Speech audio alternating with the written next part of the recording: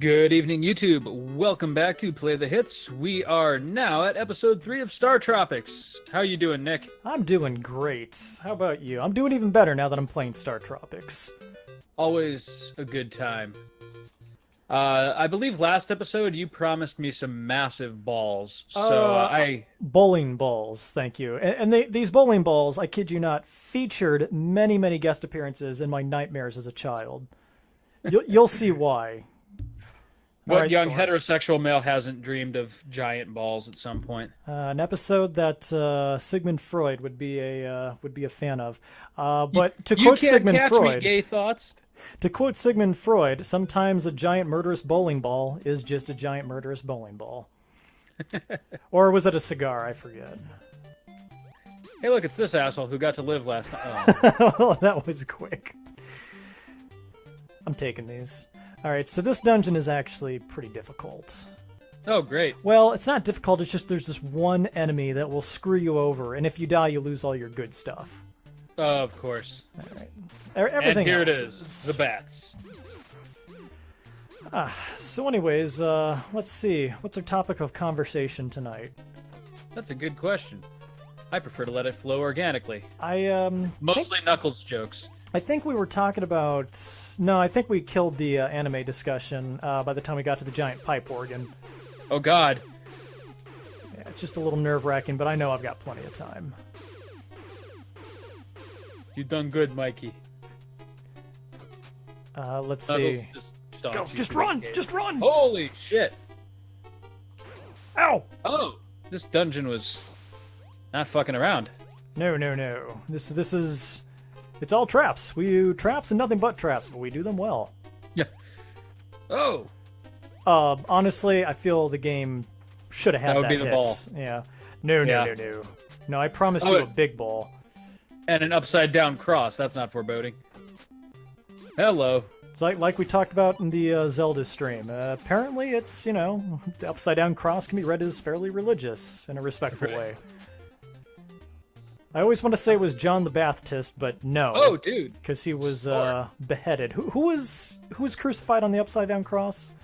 Peter. Peter the Greater? No, the rabbit. Peter Rabbit. Ah, that's right. And he was the first pope, right? If you believe Son South of Park. a bitch! Now I'm back at what I came in the room with. Oh, it sucks. I mean, darn it. But that was I'm cool. Everything's cool. all right. So I gotta try to remember how this works. Oh boy. Mobile punchy Dear traps. God. This is What is this dungeon? This is the dungeon that was meant to make sure it. Don't do it. To make sure that you don't accidentally, beat the game too quick. Now, see, you have to take that. Separates the men from the boys. Jeez. You've got to take that secret route, or else you keep falling through the floor. I did not know there was 3 of them. Holy fuck. So it's okay. They can only fit 3 pencil punji trap spikes sprites on the screen at any given time. Yeah, in a single frame. Good God, though. I'm really glad you're playing this game. I would have rage quit quite a while ago. Yeah. Probably in the dungeon where they have you jumping around in the dark. Yeah. If you need someone to do the twitch reflexes, that's I'm your boy. That works. So, revisiting a topic from last episode, what have you ever dedicated a lot of time to a fighting game? Like, have you ever gotten good? Does Dark Souls count? Because that's as close as I'm gonna get. Okay, not really. Oh god, it's him. Jesus, that's straight up a giant bowling ball. You weren't joking. I don't like that it can just disappear out of your periphery there. I also don't like that it's I mean, it's very clearly a bowling ball because of the eye sockets, but good lord, that does not make it any more comical.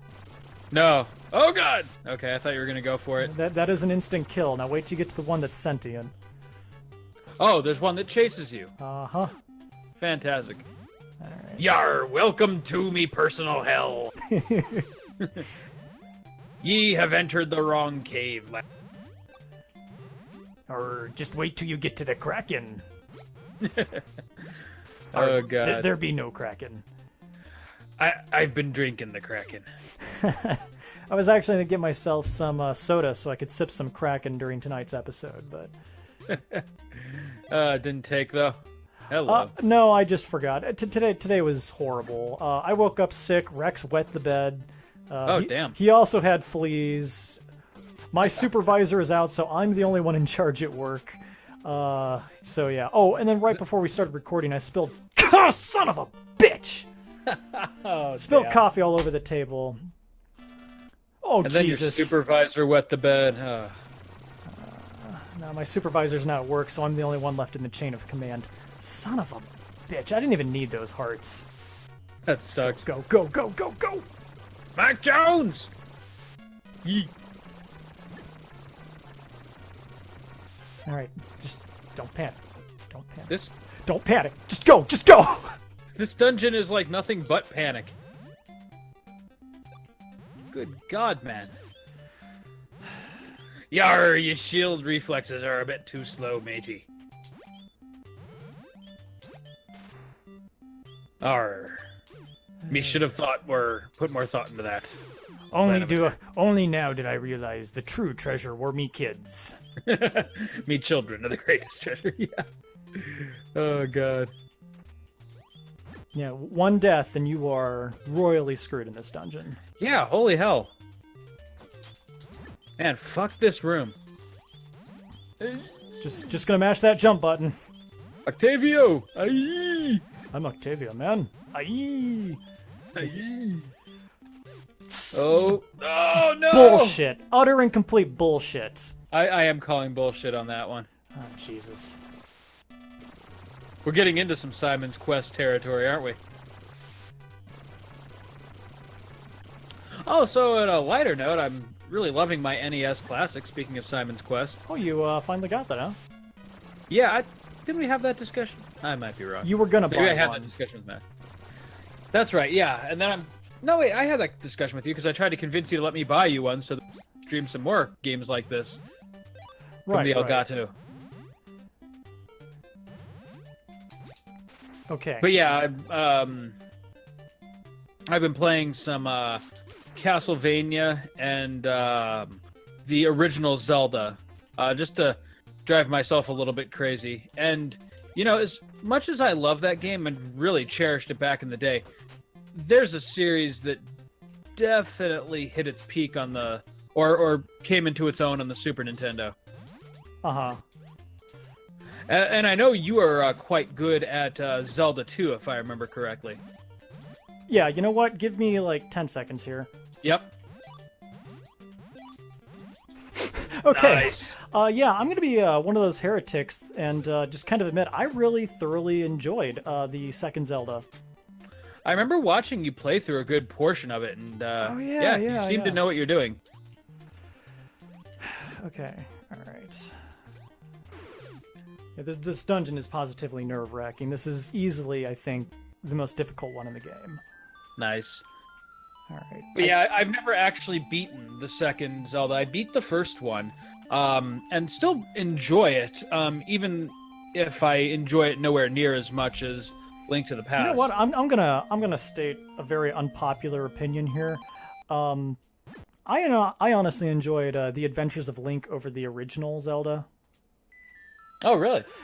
I felt it was more of a directed adventure. Yeah, there was some guesswork to be had with the Adventures of Link, but with the first game, I mean, I appreciated the open world, but I spent, I think, 15 years trying to beat that game without a guide. Like, I had no idea for 15 years where Ganon was. So maybe that's why I enjoyed it so much, because like when I was a kid, I was shameless. If I had a game, I probably had a guide. But I mean, don't get me wrong, it was one of my most enjoyable experiences. Oh wow, I should have took the hit there. Yeah, I was gonna say. I was euphoric as a kid when I finally discovered where Spectacle Rock was on my own, unassisted. That made me feel impressive. pretty happy. Yeah, no, I used a guide the whole damn time. Like, in my child brain, like that in no way detracted from the experience for me. I had to find every dungeon on my own, and that includes the second quest. The let me think here. The first time I remember really committing to not using a guide for Jesus. a game was actually, strangely enough, another Zelda. It was what's the Game Boy one again? Minish Cap. Season No. Season of Oracles. Oracle of Seasons. No, the good one. A Time of Discontent. Yes. Time of Contempt. What was it called? Link's Awakening. Duh. That one was a little obtuse with its cause and effect logic. Yeah, and I actually there was one part where you have to go to the beach and have a conversation with I think her name is Meryl. Marion, yeah, at the Meryl. beach. And for whatever reason, yeah, that's right. And for whatever reason, I didn't trigger one little thing, and she wouldn't appear. Mm-hmm. Everyone was telling me to go down to the beach and see her, and I'm like, what the fuck? She's not there.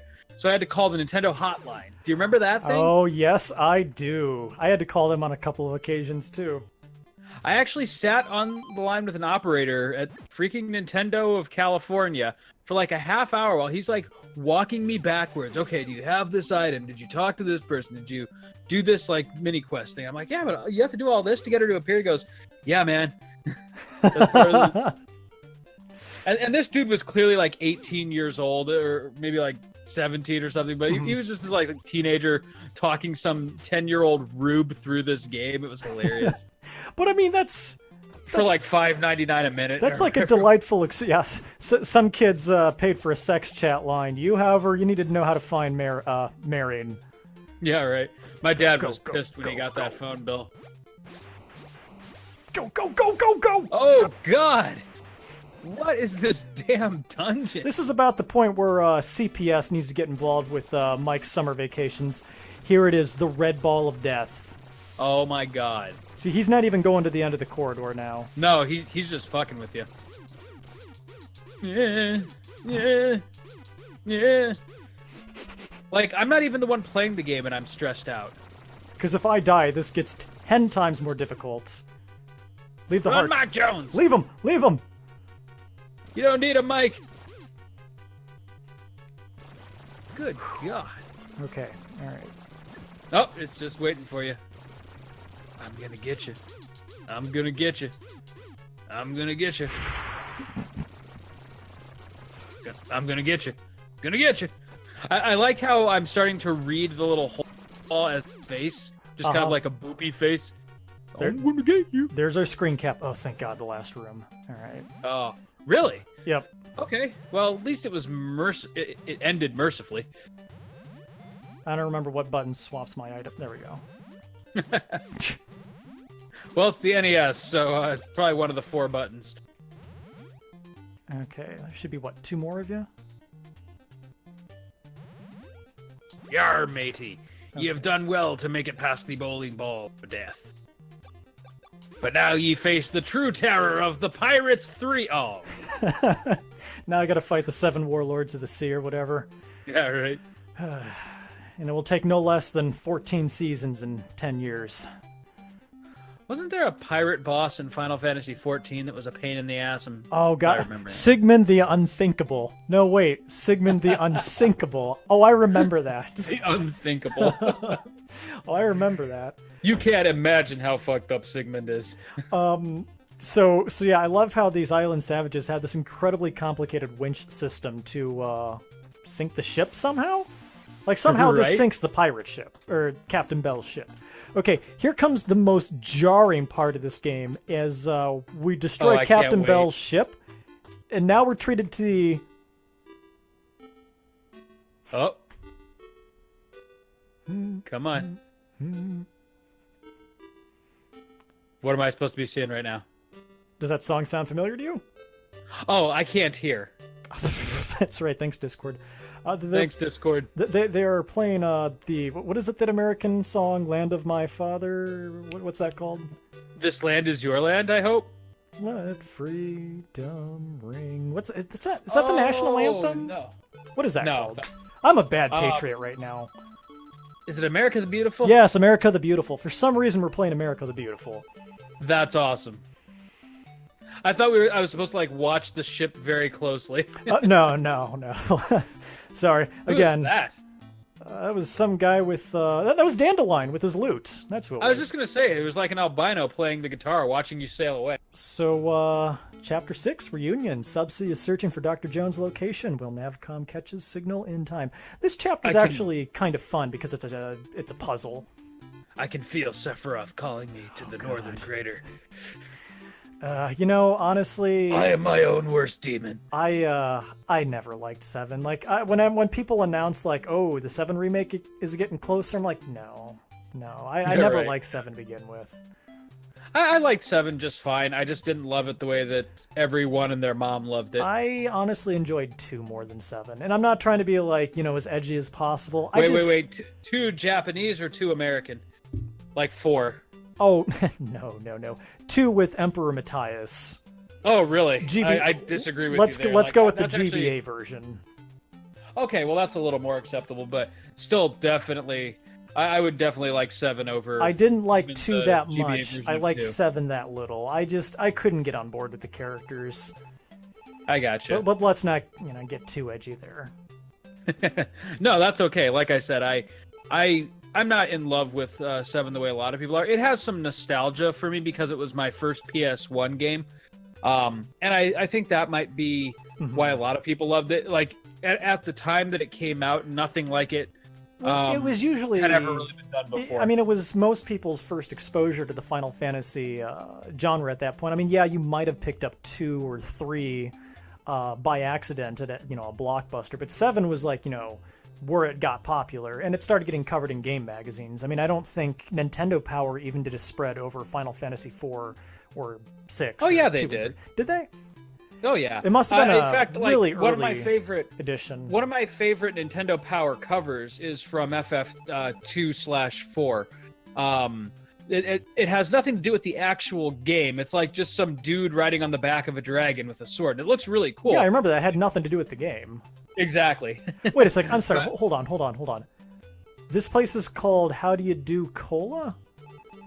How do you do cola, Micah Joe? Wow, this really is about big American big shot with apple pie and soda. I'm remembering the King of the Hill where better. Hank went to Japan. Boy, howdy.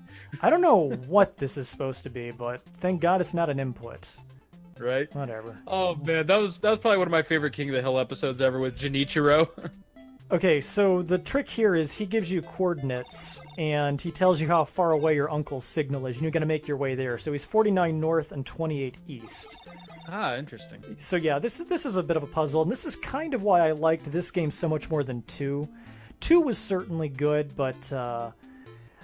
is it more action-focused, maybe? It's very much more action-focused. It didn't have any delightful puzzles like this. Ah, okay. That's cool, though. Okay. So, let's see. But yeah, no, 7, I always feel like gets a lot more credit than it deserves. I mean, like I said, it was certainly the flashiest and most cinematic Final Fantasy for its time. And it really took advantage and kind of showed off what could be done with these games on the PS1 technology, and I appreciate it for that.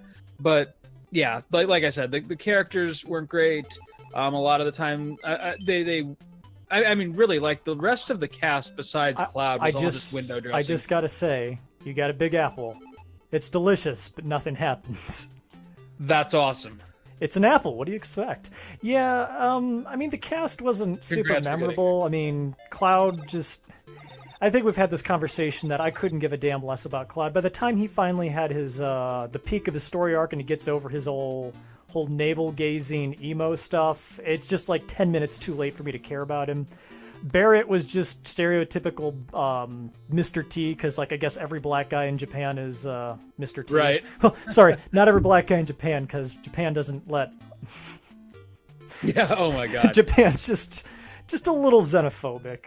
Anyways, Just a bit. glossing right over that. Here's the item you really wanted. Yuffie was fine. Tifa was...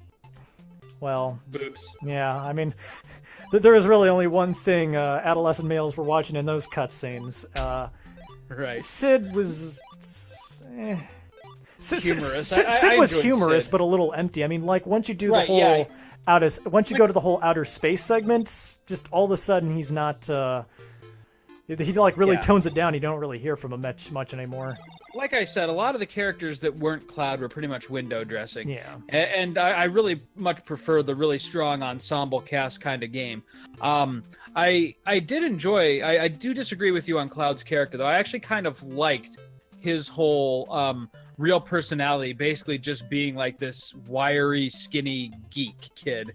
Because I could relate to that back in the day. This Holy horrified me, and it took me reading Shit. Robinson Uncle? Crusoe to get this joke. RC.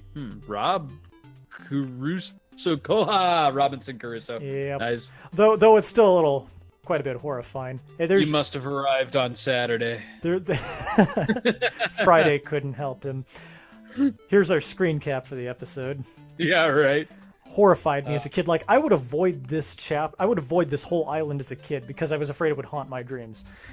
Yeah, I mean I got that, but like I said, his character arc just took way too damn long, and his whole I guess doesn't Cloud get amnesia or something halfway Well, through? he starts with amnesia. No, selective amnesia. Doesn't he end up in a wheelchair and he's like a vegetable for a he goes while? like comatose for a little while. Yeah. Or like a vegetative state. I anyways. never forgave Cloud for that whole plot arc because it was just so much freaking filler. I don't know. That wasn't very offensive to me because Final Fantasy sort of set a precedent for doing that with 6. There was always a time where the main character sat a chapter out in the middle of the story. Yeah, but this one was just it was I never felt it was well done. Yeah, didn't you have to go into that sub-dungeon where you went inside Cloud's mind or something and yeah, there were 2 parts of the game where Sid was leading the show. You had to, which was fine, but don't like I said, you go into Cloud's memory to help him become Cloud again, but Cloud doesn't become Cloud until I guess Ruby Weapon attacks the village. Yeah, right. Something. You've basically been playing the first part of the game. You weren't really even playing as Cloud. You were playing as Cloud imitating Zack. Well, no, I'm talking about the whole thing where he was comatose, and yeah, I mean, I will give the game a few points for that. That was a bit of a cool story arc there. The whole Cloud as Jack thing was, good. Jack. Whatever. Zack. No, like I said, it was not a game that I didn't enjoy. I mean, Max and I just did a whole playthrough it, just because that was the first thing that got this started off. Is we figured, hey, we could play this game that we used to play all the time together in the 5th grade, and record it on the PlayStation. And then we realized how bad the PlayStation was actually at recording things, so it just evolved into this series. So I'm actually really grateful to FF7 for that.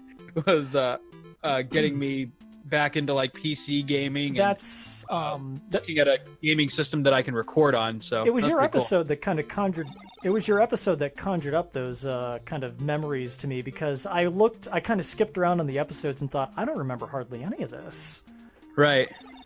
And it's amazing if you put a game down for a few years, you remember the big points, but there's so much of the game that's that kind of flies under your radar that actually contributes a lot to what the game is as a whole. Yeah, and I mean, I guess I'm going to stop dumping on 7 because, okay, I didn't like it. I guess that's pretty much the end of my commentary there.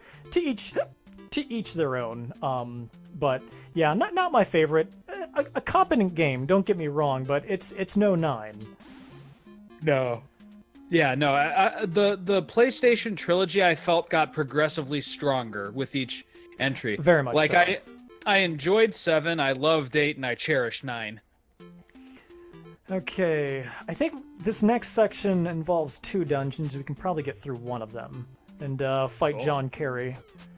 John Kerry. Yeah. That is something I did not see coming. That'll make more sense when we get closer. So does he throw a purple heart at you? What happens?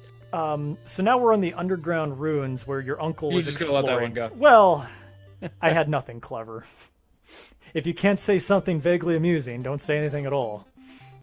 Does he begin the fight by saying, reporting for duty? Yeah, but, you think about it, there was all those John Kerry jokes, but you look back and, boy, I'd vote for him at this point. Oh, hell yeah. And I didn't think he was a bad candidate when he ran. but I knew there was going to be a problem when that was his acceptance speech. I was like, oh god, the Bush machine is going to crush this poor man. Okay, now we're at Hamburger Island here. do Do you see the hamburger? I see the hamburger. Good. Okay. I wanted to make sure you saw the hamburger. Micah Jones, Pepsi Cola hamburger. And baseball. Baseball. Oh, we'll get some baseballs yet. Don't worry. Oh, you actually did get a baseball at Yes, some point. I think it's in this dungeon. Yeah, because I need it to defeat John Kerry.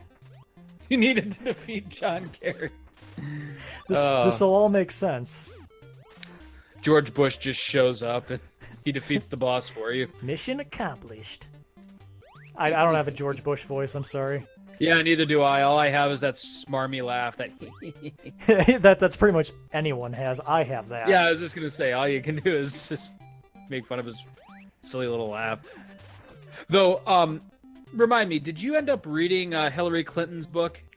I kind of skimmed through it, but it did kind of confirm my fears that it was basically going to be a book that was like how it was everyone else's fault but mine. Yeah, agree to disagree there, but I mean, there was a lot of part content, but I feel like that's what she wrote the book for. Oh yeah, it was very cathartic for her, but I actually really enjoyed the book. But that's all a side point. My favorite part of the book, or at least what I found to be the most amusing part of the book, was George Bush during Donald Trump's first speech as president, when he turns around and goes, "That was some weird ass shit." I was unaware of that chapter, but oh my god, infinitely amusing. Yeah, he's sitting there listening to this speech, and he's clearly disturbed by the ravings of this lunatic, who's about to occupy the White House, and so he turns to his wife and he goes, or someone. It was either his wife or an aide, and he goes, "That was some weird ass shit." Oh boy, yeah. I said at one point, Jeb Bush should never be allowed to get into the White House because we don't need another Bush. My God, if only I knew. If only I was just gonna say we literally need anything but what we have now. I mean, the Democrats at this point could run Jeffrey Dahmer, and I would probably vote for him. I was just gonna say, I think we need like a good super villain on the Democrat side after this.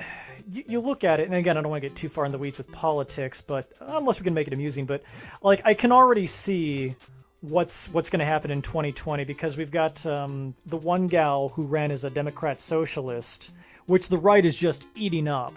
And I can see the party splitting again in 2020. The same thing with Bernie versus Hillary. I see the whole thing happening again. Oh yeah, and that's going to be the forever curse of the Democrats. It's going to be like Keith Ellison versus Joe Biden, and we're going to split the ticket, and we're going to screw ourselves. Yeah, we cannot get our shit together as a party, and that's why we continually and reliably lose. I mean, it's not. I mean, most of America would agree that Nazis are bad, but what we can't agree on is what is an acceptable alternative. Now, I just want to backpedal that, and I don't mean like we as though I'm a Democrat, but we as in anybody but Trump at this point. Nice. So, and again, I don't want to get too far into politics, but what do you think happens with the midterm elections? Because we went through, we're going to have a blue wave to. Maybe the Republicans do okay. I think it's going to be a hopeless sweep for the Democrats. They're so? screwed. You really think so? Yeah, I think. Who's screwed? I'm sorry. Hey, do these squids look like firecrackers to you? Yeah, a little bit. I was just going to say something like those party, those little party things that you blow on and the things come out of the end. Yeah. Oh, wait a sec. That's not how that works. There we go. Yeah, no, I think. Spike shoe.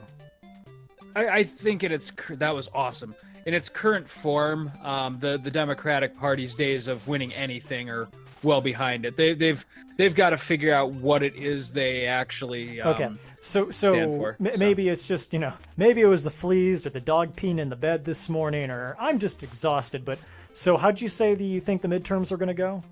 I think the Republicans are going to take it. Okay, so do you think they'll pick up seats or? Oh yeah. I think it's going to get a lot worse for the Democrats before it gets better. So that being okay, I mean we are literally a party divided against ourselves, like bitterly. you've heard the saying before, probably. Democrats fall in love, Republicans fall in line. When Yes, I have. Yeah, when Trump announced his candidacy, for better or worse, like the people who hated him and thought he was utterly reprehensible voted for him because it was better than the socialist, terrorist, anti-Jesus Clinton. Mm-hmm. And that is the narrative they stick to. And no matter what horrible things Trump says, at least he's not a Democrat. Oh, damn. Damn. So he's always going to have the advantage there among his own party. There is no Democrat who can make that claim. I mean, because Democrats weren't crazy about Hillary Clinton, there were many who withheld their vote out of protest. And what happened? Now we have a complete lunatic in the office. Well, and yeah, I mean, I get that, but the Democrats had no right to act as I was really morally offended by the idea that, well, Clinton's the establishment candidate, so she's who you're going to vote for, so fall in line. I mean, I don't want to get too far. I understand. But nobody thought Trump was going to win. Yeah, I mean, but nobody thought Trump was going to win, so we thought, oh, we can do our little protest vote and we can write in Bernie Sanders' name. There's no way this guy's going to win. And he proceeded to lose the popular vote by, I believe, a historical margin.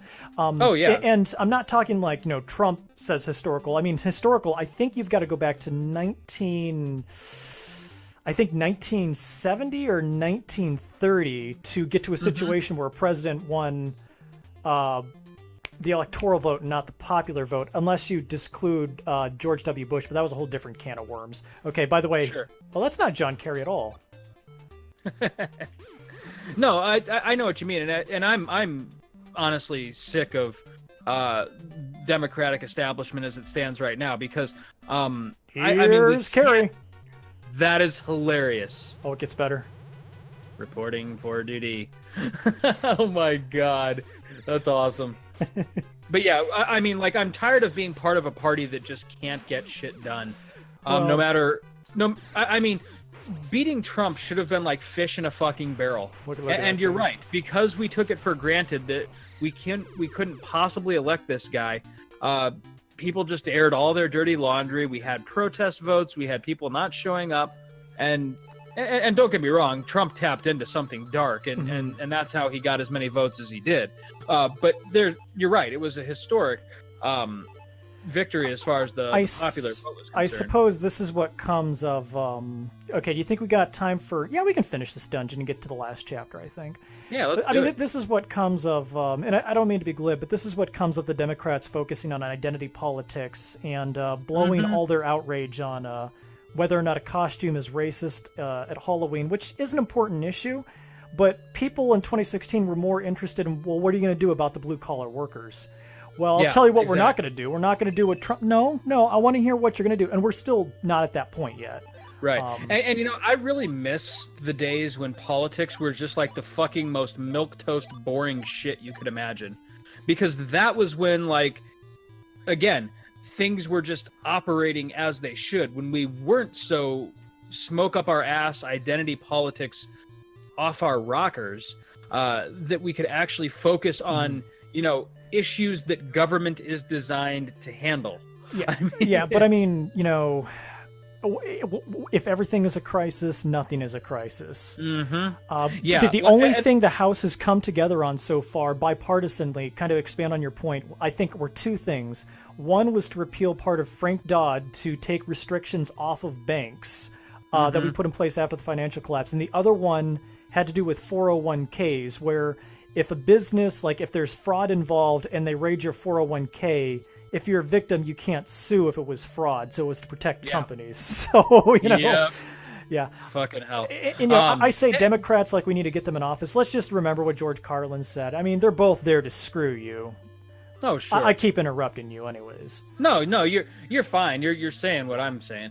It's just obnoxious that politics has devolved into the shitstorm that it has. Because again, like... Sorry. No, you're good. And again, I don't want to sound like a raging liberal Democrat, because I'm actually a closet Republican. But, Yeah, but you're Republican in the classic sense of the word. Like, I have really good friends who are Republican, and there's a lot of Republicans I respect. But what's being paraded by Trump isn't republicanism. It's not even fascism in the historical sense of the word. It's some kind of uniquely American white nationalism. And again, whenever people compare him to Hitler, I roll my eyes a little bit because he's doing stuff that Hitler wouldn't do. And well, I don't know. Let's not go full on Godwin's law there. I mean, and Hitler did stuff that he wouldn't do, to be fair. Hitler was pretty, I don't know. Like, Hitler, you got to kind of take that in context. I mean, Hitler was pretty popular back in America until even after we found out about the whole killing the Jews thing. But that's a different stream. Oh, yeah, it took an attack on our soil to get us galvanized. But, again, that's all besides the point. My point being that the Hitler argument thing is really the lowest common denominator of arguments. And what's more is that when we use that argument, people immediately stop listening. Mm-hmm. Damn it. Damn these Nice. sushi knives. I mean, you're seeing... Freddy Krueger. Is that a fucking ninja star? Oh, it absolutely is. Hey, look, a distraction. I didn't know this was I didn't know that, like, I guess the proper name for this is shuriken. I always thought they were starfishes. Nice. So you press A to throw them, you press A while in midair. Dude. Yep. That's tight. Just like a real Naruto weapon. Yeah, right. Oh, that's factually inaccurate because Naruto uses his chakra to direct the shuriken when he throws it. That's technically Mike Jones's baseball no jutsu. Oh, God. Did we seriously go from Trump to bashing on... That is a completely unique and self-taught style of martial arts that only Mike Jones knows. Oh, God. Okay. No, we're not. This is not going to be the Shonen Jump episode. If you had to pick the least distasteful Shonen Jump, what would you go with? Once again, like that's kind of the breed of anime that I never really got into. Like, neither did I. I'm just curious. Too many. Well, I guess like and I know if Christy watches this episode, she's gonna fucking kill me. It's okay. Nobody watches it. Exactly. My beef with Shonen Jump has always been that, yeah, they're different settings, but ultimately it's kind of the same thing. Let's cram as many characters and as many convoluted plot arcs as we can into one series and see how many issues we can sell before it gets stale. A mile wide and an inch deep as far as plot goes, right? Yeah, right. It's the Japanese equivalent to like Law and Order. Yeah, there you go. Or I was going to say like the modern Star Wars craze with Disney, but...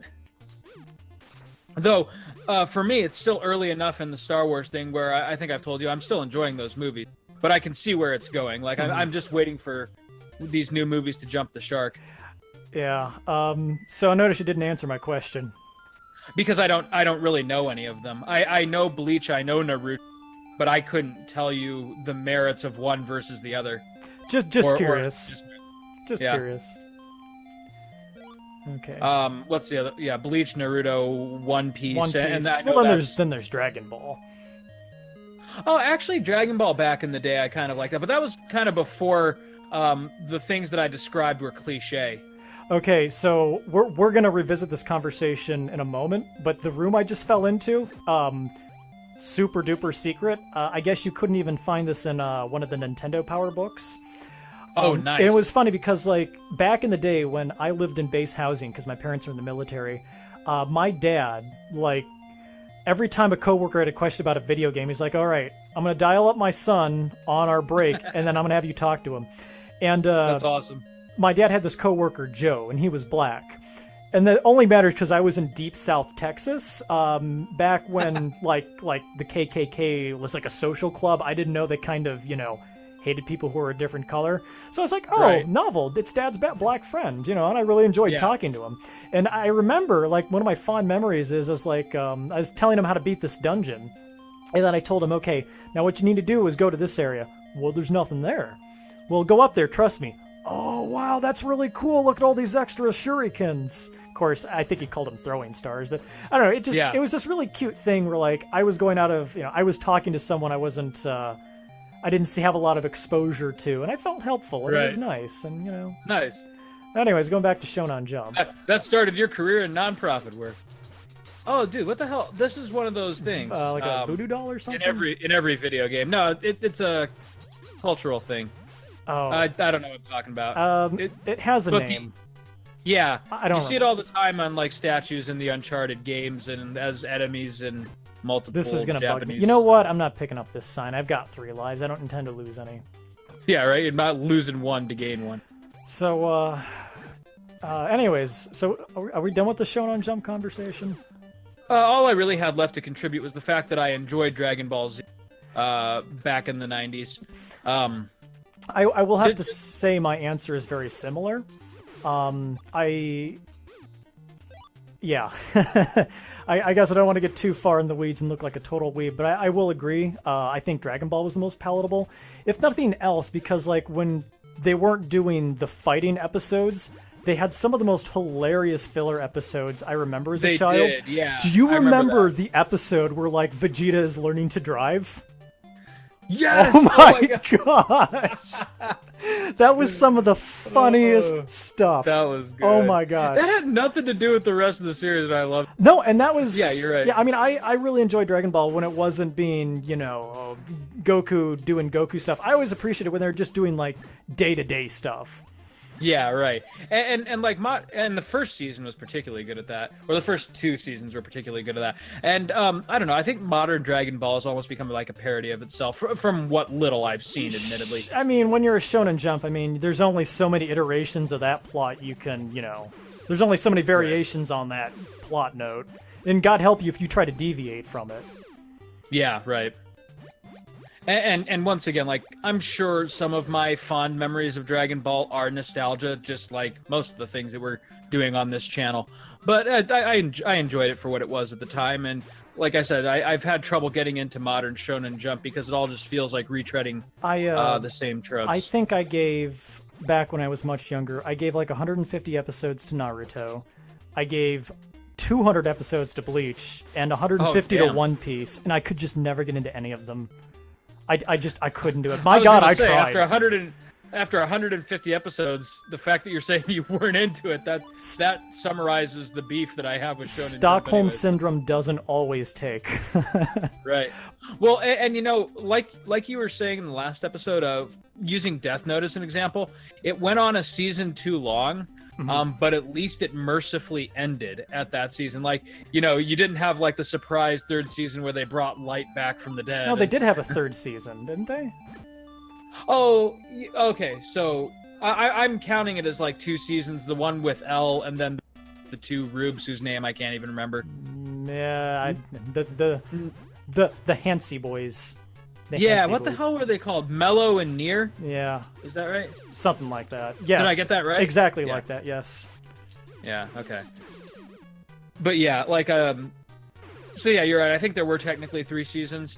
My general rule of thumb is if you need to take more than 26 episodes to tell the story, it's probably not worth listening to. Mm-hmm. And I mean, there's a lot of American shows that are, familiar perpetuators of the same thing. Like, you look at do you remember Lost back in the day? Like, everyone was watching Lost. Everybody was really into that, but since the ending was spoiled for me, I couldn't really get into it. Well, what ending? I mean, and that's kind of the point. Like, they kept writing themselves into so many So corners. you watched it, I can tell. Yeah, but like the first 2 seasons, I was super intrigued. And then when the 3rd season, like about halfway through the 3rd season, when I realized, like, hey, they have no intention of actually addressing some of this shit. They're just making money. They didn't know how to. Got frustrated with it. They didn't know how to get off the stage gracefully. Right, and then for some reason I kept watching until the freaking bitter end, and it was so unsatisfying. I'm sorry. I know there's people who will probably like disagree with me and tell me all the merits of the final episode, but I don't know. It just felt so. I think the final episode is pretty universally reviled, or the final episode is pretty universally reviled. But yeah, like they spent so many years saying, "Oh no, they're definitely not in purgatory," and then basically they were in. It's just. I'm trying to think of what other American shows, because I'm so cultured. Whatever other American shows that I never really got into, or like that I was into. Walking Dead. Well, yeah, I was just gonna say for you probably The Walking Dead, and I've been reading lately how that really needs a mercy killing. Yeah, it really does. But yeah, that was good. Well, okay, I've got a theory about Walking Dead and how people need to. Boy, we just can't go an episode without a technical crash, can we, I am Nick? the king of unnecessary complications. Yeah, I'm desperately fumbling through my items here, but it seems to be pretty popular to crap on The Walking Dead, and boy, I certainly do it myself. But to give them credit, I don't think The Walking Dead necessarily got bad. I just think it was never super good to begin with, and I'm not saying that to be edgy. My logic is. Okay, so but it was unique. It was unique when it came out. Precisely. And it kind of revived the genre. Yeah, it revived the zombie genre, at least for mass consumption. So, I mean, think about it. I mean, literally, it didn't get bad. It was the best thing on television at the time, and it got worse. Now, think about it. People say that the series peaked about season 4. And that was really the only thing on TV with such high production values. I mean, by that point, you didn't. Right. I mean, like Netflix wasn't releasing their series. They weren't quite on their feet yet with all their successful Marvel shows. Game of Thrones was just barely in its infancy and hadn't quite hit its stride. I mean, literally, the issue is that it was the best thing on TV at the time. And it just, as things got better around it, The Walking Dead did not bring itself up to that level of quality. Yeah, and I mean, it's always a shame when a show's best days are behind it, you know, and I understand that television is a business. And if something is still turning a profit, you're going to continue it beyond what is, probably advisable. I mean, you saw it happen with, like, The Office, for instance. Really funny show. Yeah. Like, I really enjoyed the first couple of seasons of The Office. But then after Jim and Pam got married, like, any, like, overarching plot, like the will they won't they, any kind of tension there was done, and it was like, okay, that would be a great place for this series to end, and then they tried to drag it on for 3 more seasons. It's still making money. It's still making money. Well, yeah, and ultimately that's the decision that the executives have to make. Is it still making money? Okay, then we're going to renew it. Yeah, I mean, it'd be financially irresponsible if you didn't, Okay, so much. Are we ready to start wrapping up the plot here? I think, go for it, my man. Here is Mike's long-lost uncle. Oh, God, what's wrong with his face? That wouldn't be the first time I've asked. Who does this guy look like other than Steve Brule? I'm thinking, shit. He's really ringing a bell to me, and I can't place him. Shit, he looks like the principal from, maybe one of the Revenge of the Nerds movies. Yeah, I didn't see those, so I can't quite reference that. Or maybe he's someone else. God, who is this man? He is definitely other people. Is he Gil from The Simpsons?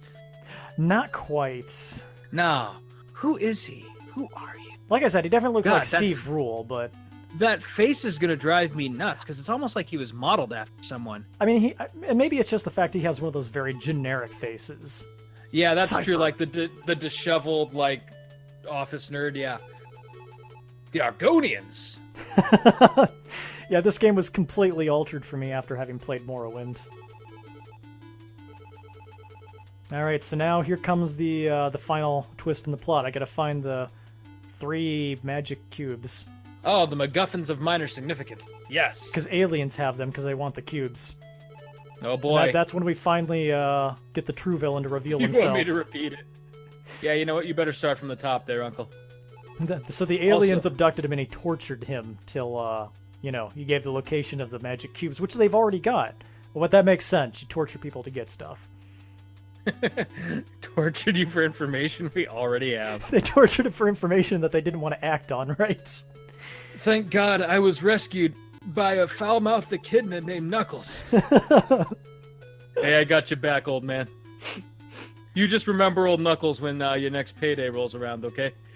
Now remember, you need anything, you blow that whistle I gave you. You blow that whistle, 5 bitch. knuckle bucks a pop, alright? If I don't come in 5 minutes, blow it again. The second blow is not free.